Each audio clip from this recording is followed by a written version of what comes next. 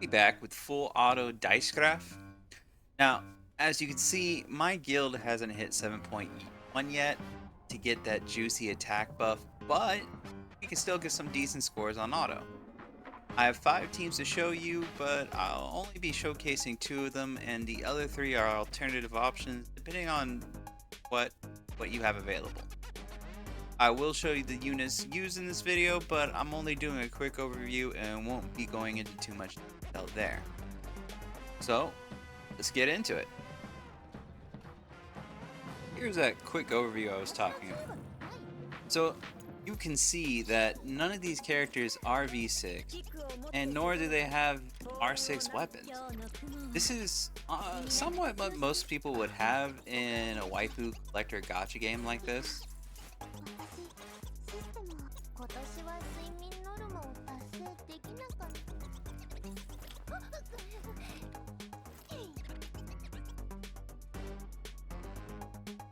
Let's start with the most important thing, turn order. Turn order is set up with how you pick your team in the selection screen. Support units always take their turn first, then it goes left to right. If you want your buff strippers or buffers to go after the support unit, you need to pick them in that order. Important keys to have in your team: Kionji needs to have her reduced defense key and her buff strip key. Tololo also needs her strip when exploiting a phase weakness. Now that I got that PSA out of the way, let's go over the teams. For the first 2 teams I'm suggesting and also showcasing, they can both support a V6 Kukai using her ult every turn. You do need Kionji to be V3 and Sharkri to have the key that does support attacks when Overburn is applied. With this, the Fire and Ice team has enough support attacks between Kionji, Sharkri, and Somi to be able to recharge Kukai's ult. Kionji will strip the defense buff off the boss to get us that attack buff, and Xiaomi shields will keep our teams healthy so that we can get the 40% extra damage from Guilty 2. For the second team, this is a standard Corrosion team with Giant House Cat and Mechi to recharge Kukai's ult. We bring Tololo to strip the defense buff, and Cheetah for some light heals and attack buffs. Make sure to fit the buffs to the team. Since we can't have the same buff every day, we need to work with what we are given. If you don't happen to have Giant House Cat, my best suggestion would be to split the Fire and Ice team up. Fire is actually rather good at recharging Kukai's ult. We drop Maki and Somi, but pick up Kinzia for her buff and her support attacks, and Tololo for some extra damage. You can use a different DPS or debuffer if you don't own Tololo.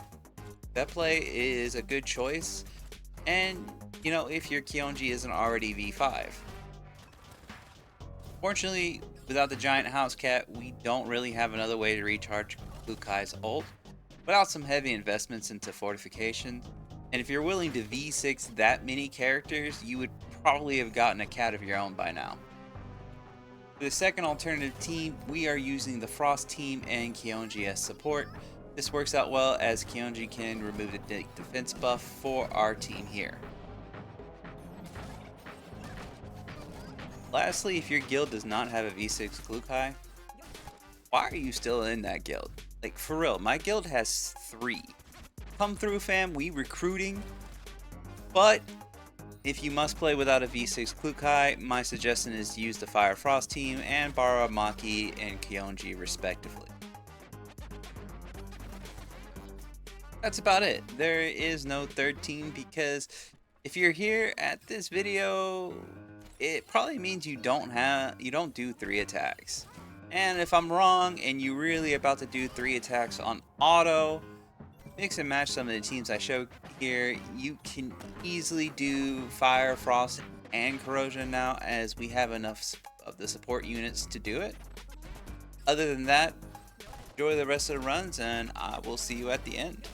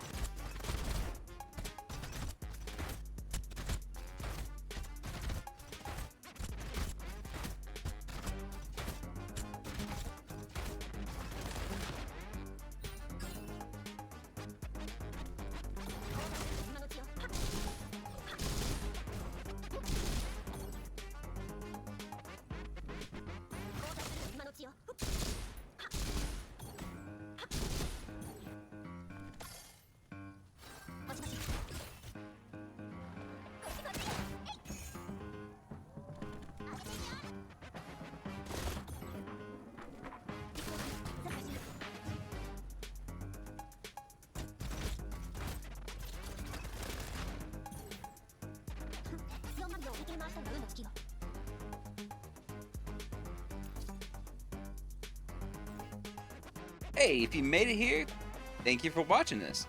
Hopefully this helps you out, maybe even saves you a few minutes. I mean, even on auto, it still takes about 10 minutes a run. Remember to like, comment, and subscribe. If you're feeling extra special, you can join the Mage Institute by clicking the join button. You can catch me on Discord, link is in the description, and if you want to support this channel, there's a link in the description for that too. As always, see you next time.